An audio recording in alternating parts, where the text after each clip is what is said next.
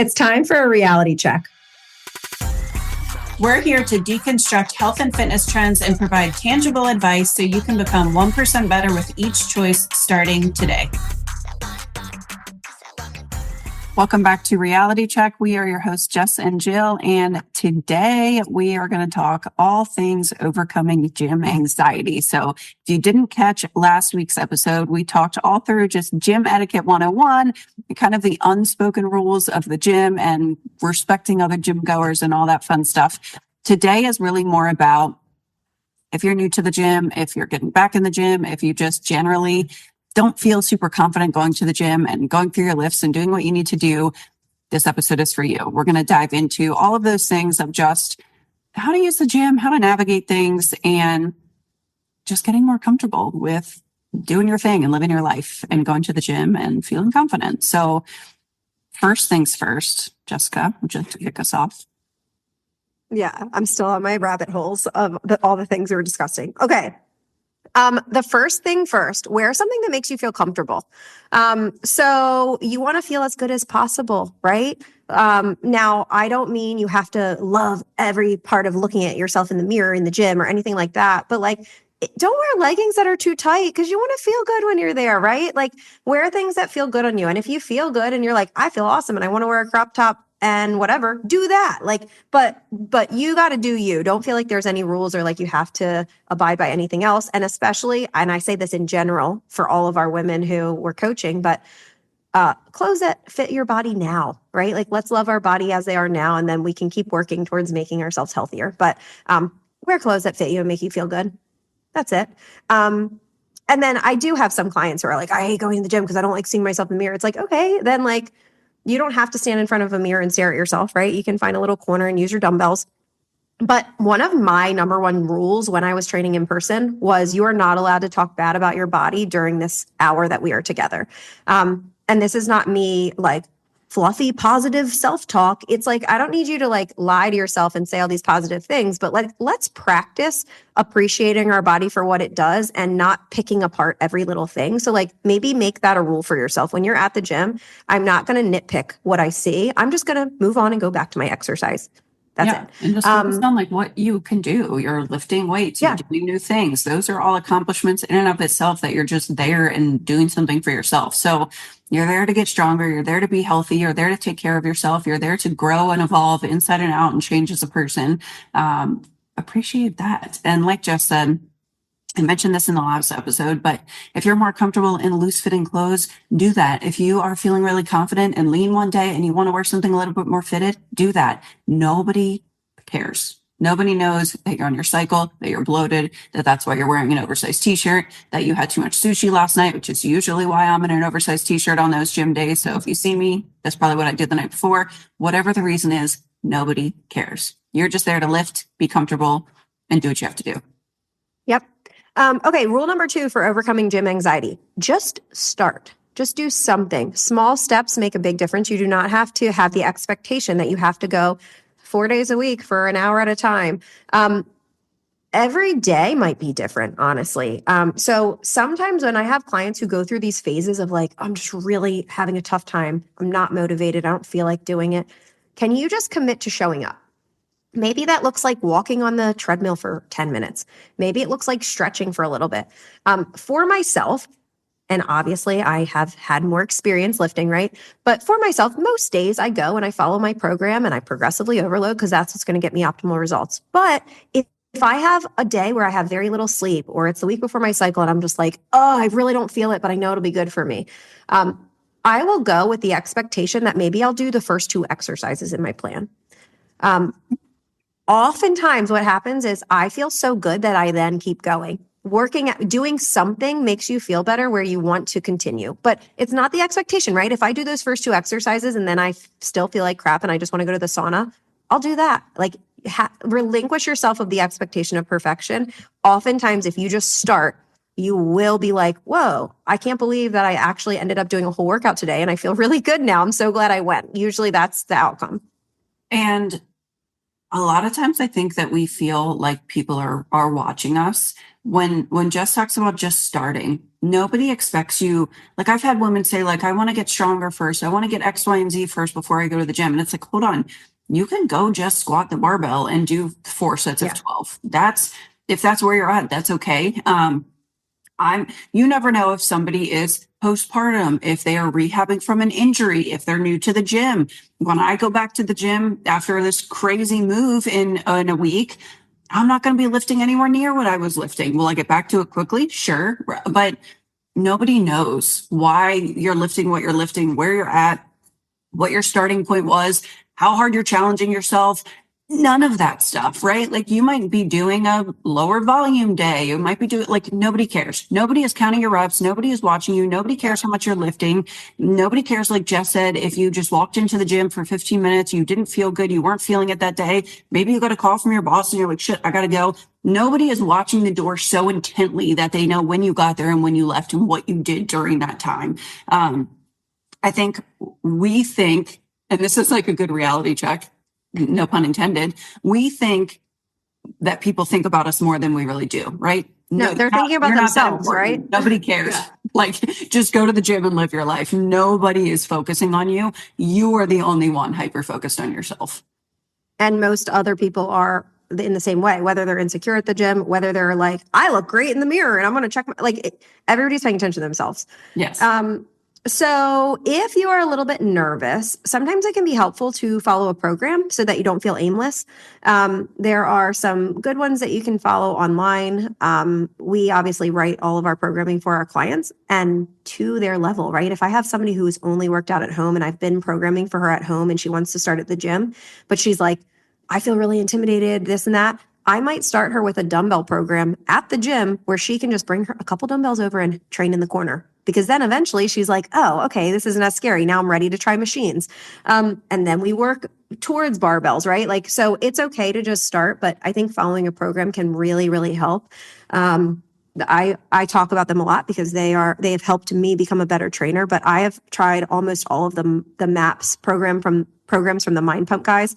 Some of them are very long. I don't think that everybody needs that much training volume. I think you could probably get away with the first 5 or 6 exercises and see good results. You don't have to do your biceps and your calves and your abs every single day, right? Yeah. But I think those are a really good place to start. And they have some that are more for beginners and they have videos that you can follow along with, and you can just flat out purchase a program if you're not ready for a big investment of coaching like with us. Yeah. Also, going into a new gym, it's okay to ask the gym staff of like, hey, can you like give me a quick tour? Most of the time will if you're signing up for a new gym. If they don't, it's okay to ask. That's why they're there. The other thing is, when I go to a new gym, sometimes I will just pace the first day that I go, mess with a couple of new machines, like, oh, I've never seen this before. How does it work? You guys should have seen me trying to use this belt squat machine at this gym recently.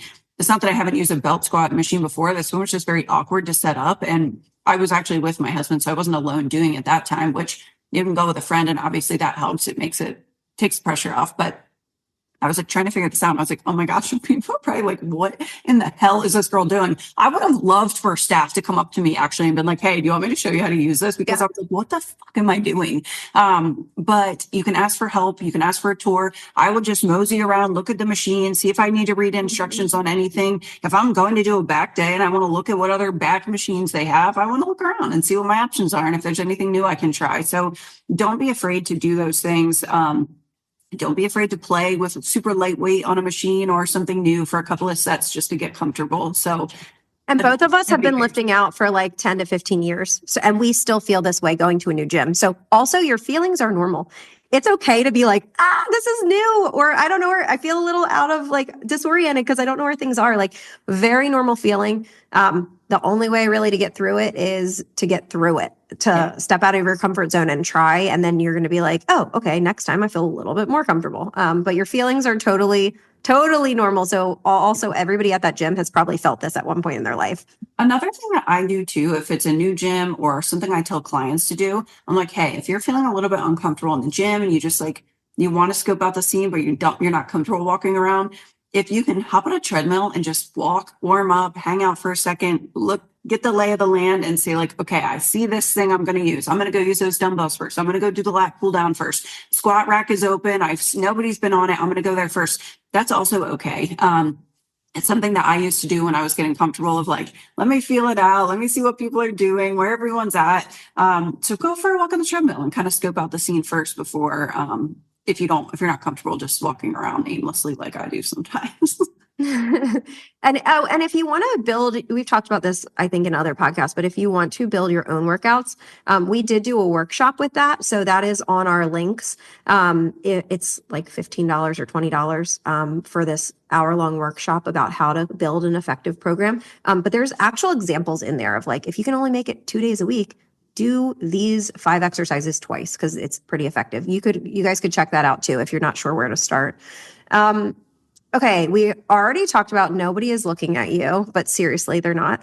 Sometimes, so this is like an external short-term motivator. This is not a long-term. We don't always feel motivated to work out, first of all. Sometimes we just do it because we know we want the outcomes of working out, not because I'm hyped to work out every day. But if you're new and you're like, oh, I just can't muster up the courage, try a hype playlist. Buy some new sneakers, do something that gets you personally amped up so that it can feel like a little ritual where you're like, yeah, I'm pumped. I'm about to go do this thing, right? Like get yourself in some power poses, listen to Beyonce on the way to the gym, whatever that thing is for you that's going to get you hype, do that. And I think that that'll help a little bit too with like overcoming. And that goes for anything, right? That's not just a gym thing, but overcoming anxiety. I think that can be pretty helpful. Yeah. And every Wednesday, actually, in our free Facebook group, which is linked in the episode notes, Jess does workout Wednesdays, and it's sometimes how to use machines. She did a really great one recently for home workouts about like how you can best utilize your resistance bands at home. I feel like trying to set things up, but proper form on squat and deadlift. And she does all kinds of different videos that if you want to check yourself, you can post in our group anytime. If you're like, can somebody check my form? Does anyone know how to use this? You can message us privately. Like we're always open and available for that. If you have any questions, especially on this topic, because we want as many people as possible to get to the gym and for you to feel comfortable and confident. So that's also another great resource. But like Jess said, if you have a plan, you can kind of like look things up, look up some videos. Like sometimes if I've had coaches in the past and they program something and I'm like, what the fuck is this called? And then I Google it and it's the name for just like something so basic, but I'll look it up. I'll look it up on YouTube, make sure I know the proper form, make sure I look for that belt squat machine. Actually, I had to sit through YouTube videos and I was like, I need to find this one to see exactly how to use it. And then I was like, oh my God, I was literally on the floor watching a YouTube video trying to see how to set this up.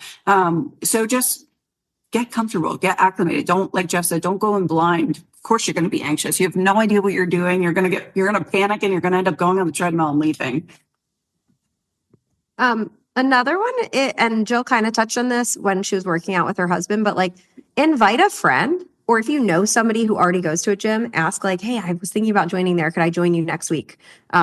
Even if you don't become like workout buddies where you're working out together all the time, having a little bit of accountability can be helpful to make you more comfortable, but it can also help you just be more likely to show up if somebody else knows that you're going to show up on certain days. I have one of my good friends and I work out together a few times a week, and sometimes I can't make it because my work schedule, sometimes she can't because she's a yoga instructor, and it's like, okay, but when we can, I'm way more likely to make it knowing she's texting me 3 times a week, like, hey, I'm going at this time. Okay, if I'm not doing anything, you bet I'm going to go, even if it wasn't in my plans, because I can. So find a friend. If you are like, I don't know, I'm new to the area, I don't have any friends, like, and you want to join a class, go to a class at the gym, right? Like I'll go to yoga classes sometimes at my gym. Also, just because I need wind down signals in my life. I do a lot of workouts and I need the slowdown. But I know we talk a lot about physique results and the best programming for physique. For general health, it's okay if you're like, I think I'll just go to this body pump class a couple times. And then maybe after a month, I feel more comfortable going to the gym. I know a couple more faces. Then I'll try this program with weights, right? Like that's totally okay. Yeah, you got to put yourself out there. And I used to get gym anxiety, obviously, when I was new. I love a good, like, friends, like Jess and I, when I come visit, we'll do like a friends workout, but I am very much like, My husband and I just told that story. It's very rare that him and I are ever on the same machine if we're in the gym at the same time. I'm like headphones in, blast my music that I want to listen to, in my zone, doing my thing, right? Most people are going to be doing that in the gym, which is why all of this Yeah, episode and true. all of last episode, we're kind of telling you Sure. nobody's worried about you, right? They're just focusing on their own stuff. But I agree completely. I think Actually, that's funny because I'm the same. Like if we ever work out together, or me and Emily, when we're working out together, we're not always doing the exact same thing. We might show up at the same time and be like, what are you doing today? Oh, okay. I'm starting with back squats today. And then we end up kind of dividing up and then maybe meeting up at one thing. But no, same. Actually, that's kind of hard as a trainer. Like, I don't know if you feel that, but locally, especially because it's like, okay, I don't train in person anymore. So I have a lot of clients who had become friends that it's like, oh, you work out at that gym now? What time do you work out? And I'm like, ooh, I actually am a pretty good solo worker outer. But knowing that like I'm going to show up at these certain times, it's like saying your goals out loud or writing them down. You're just more likely to do them, whether you're going to be like, again, I'm not a big workout buddy person, but this one friend of mine, we push each other. We're at very similar levels. So it's like a good thing. But I mean, obviously I worked out with Emily too when I visited. She's a very respectful gym partner. She isn't like there for the chit chat. She is like, we are doing shit. Mind you, you and I are like, in the corner. But we hadn't seen each other in a long time, right? Like obviously we talk every day. We haven't seen each other in person in a while. So that's different. But no, that's why her and I work out well together, because we're both like, okay, we're on our own individual missions here. It is not, nobody's talking to me in the middle of my squat set. Yep, 100%. And really just general theme of all of this is, yes, it's going to feel uncomfortable. There's probably not a way for you to not feel a little bit of that gym anxiety if you're new or getting back into the swing of things, but just go, just do it. Just try the stuff, push through. You're going to get, the more you push through, the more you just try something, like Jess said, try the new equipment, go talk and say hi to somebody. You're going to feel comfortable so much more quickly and realize like, why was I scared to come in here and do this? Nobody is looking at me. And then you're the person that could be someone else's comfort zone, right? Or someone else that like helping someone else take their walls down, right? With their discomfort, getting into the gym or getting back into the gym. So Brett sent me this video clip of Bill Burr on an interview the other day. And I've watched it so many times, but it's basically him being like, why? Like, I don't get anxiety, because it's like you're torturing yourself twice. Like, if this bad thing is going to happen, like, I'll figure it out then. Why am I going to put myself through it right now? And it might not even happen, right? Like, that's kind of how it is at the gym. And this might sound dramatic. But again, sometimes I can kind of get in a little introverted bubble. So maybe this is just me. But like, there are times where I step out of my comfort zone. I don't know, at the grocery store, at Wawa, somebody is really nice and they start having a small talk with me. And I'm like, oh yeah, people are generally nice. Like, I have this thing built up. And then guess what? I leave the gym or I leave that scenario and I'm like, I feel powerful. I can go accomplish stuff today. You feel so much better when you're like, oh yeah, scary things aren't really that scary. So you have to step out of your little comfort zone just to like feel that. And then life will feel easier in other stuff. It's not just about the gym. It's about your confidence and how you show up in all these other things. Also, let's be realistic here for a second. What is if it's as terrible as your brain is making it feel, what do you think is going to happen? Do you think everyone is going to turn and look at you at the same time and laugh you out of the gym? Do you think somebody's going to record you and post you on the internet? Do you think you're going to fall flat on your face? Who cares for all of those things? One, is never going to happen. Two, if somebody records you and posts it, I promise you will not be laughed at on the internet. The person that recorded you will, because again, 99% of people are humane and the other 1% are idiots, and nobody cares about them anyway. Nobody's looking at you, genuinely. So I want you to ask yourself, what is the worst thing that could happen? And then be like, oh, either it's probably not that bad, or it's absolutely not even realistic to happen, whatever you're mustering up in your head anyway. So, or like all of us have done it. It's stupid. Like, how many times have we misused equipment and been like, oh shoot, I took my plate off too much on this one side and the bar went like, there's stuff that could happen and you're going to be fine. And it's happened to experienced lifters and you're going to learn from it and then move on. No joke. At the end of last year, I got a bloody nose in the middle of deadlifts and ran to the bathroom, came back, tried to jump back into my workout.